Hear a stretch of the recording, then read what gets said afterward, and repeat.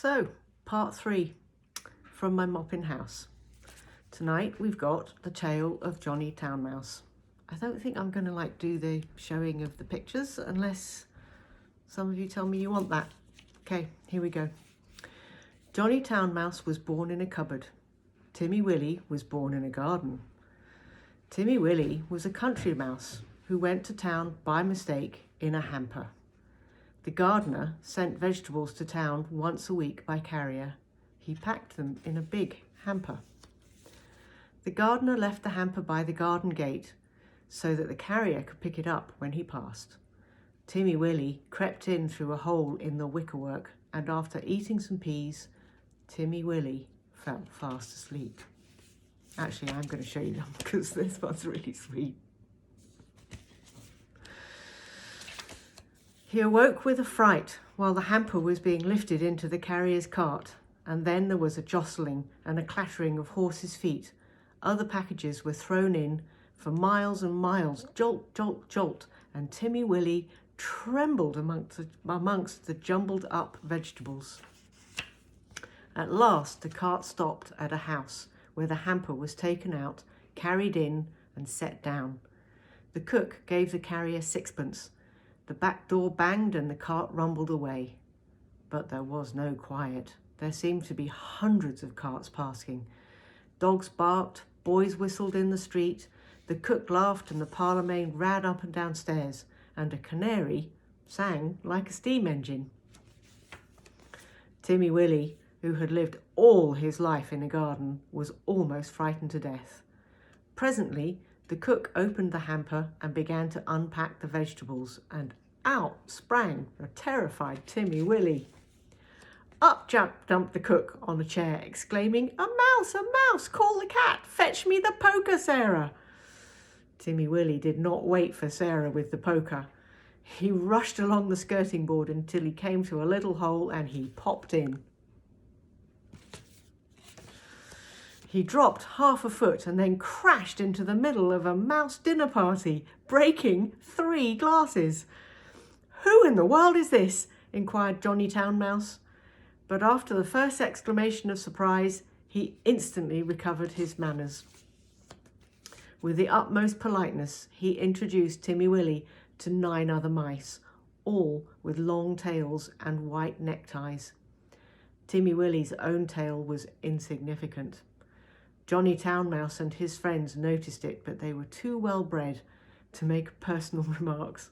Only one of them asked Timmy Willie if he'd ever been in a trap.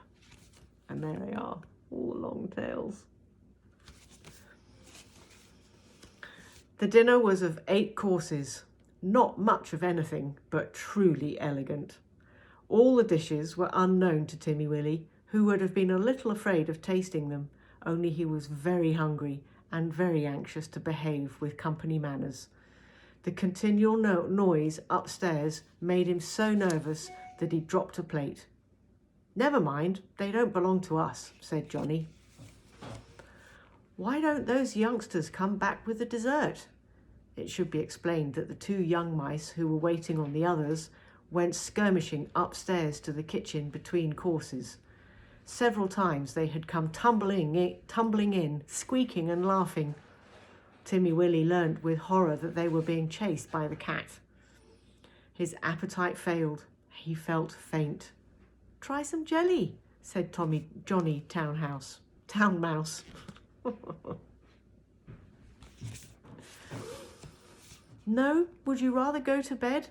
I'll show you the most comfortable sofa pillow." The sofa pillow had a hole in it. Johnny Town Mouse quite honestly recommended it as the best bed, kept exclusively for visitors. But the sofa smelt of cat. Timmy Willie preferred to spend a miserable night under the fender. It was just the same the next day. An excellent breakfast was provided for mice accustomed to eat bacon, but Timmy Willie had been reared on roots and salad. Johnny Town Mouse and his friends racketed about under the floorboards and came boldly out all over the house in the evening. One particularly loud crash had been caused by Sarah tumbling downstairs with the tea tray. There were crumbs and sugars and smears of jam to be collected. in spite of the cat. And there they all are. Timmy Willie longed to be at home in his peaceful nest in the sunny bank. The food disagreed with him. The noise prevented him from sleeping.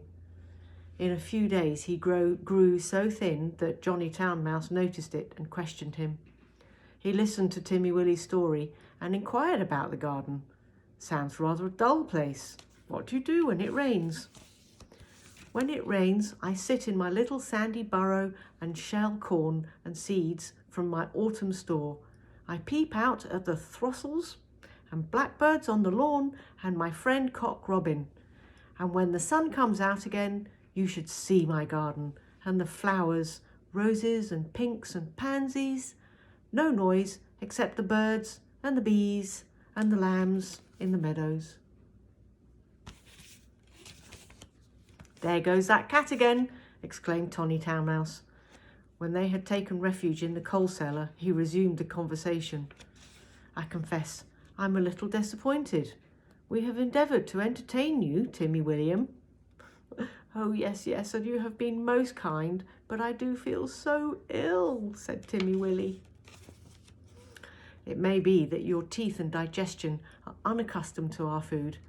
Perhaps it might be wiser for you to return in the hamper. Oh, cried Timmy Willie. Why, of course. For that matter, we could have sent you back last week, said Johnny rather huffily. Did you not know that the hamper goes back empty on Saturdays?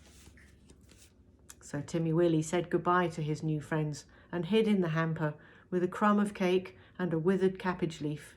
And after much jolting, he was set down safely in his own garden.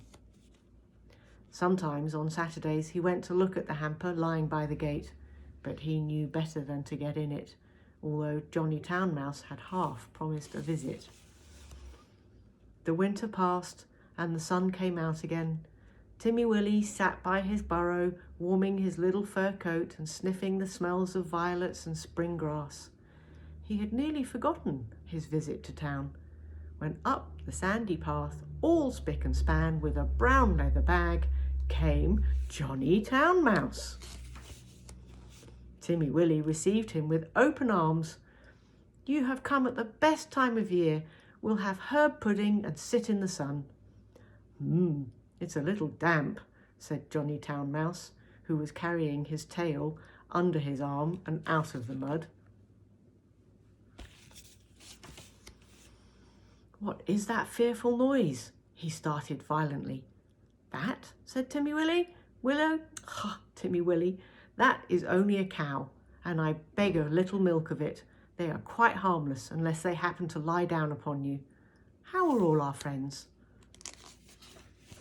Johnny's account was rather middling. He explained why he was paying his visit so early in the season. The family had gone to the seaside for Easter. The cook was doing the spring cleaning on board wages with particular instruction to clean out the mice. There were 4 kittens, and the cat had killed the canary. They did say we did it, but I know better, said Johnny Town Mouse. Whatever is that fearful racket? Oh, that's only the lawnmower. I'll fetch some glass clippings presently to make your bed. I'm sure you had better settle in the country, Johnny. We shall see by Tuesday week. The hamper is stopped while they are at the seaside. I'm sure you will never want to live in town again, said Timmy Willie. But he did. He went back on the very next hamper.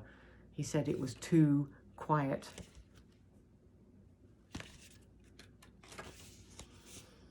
One place suits one person and another suits another person. And for my part, I prefer to live in the country like Timmy Willie.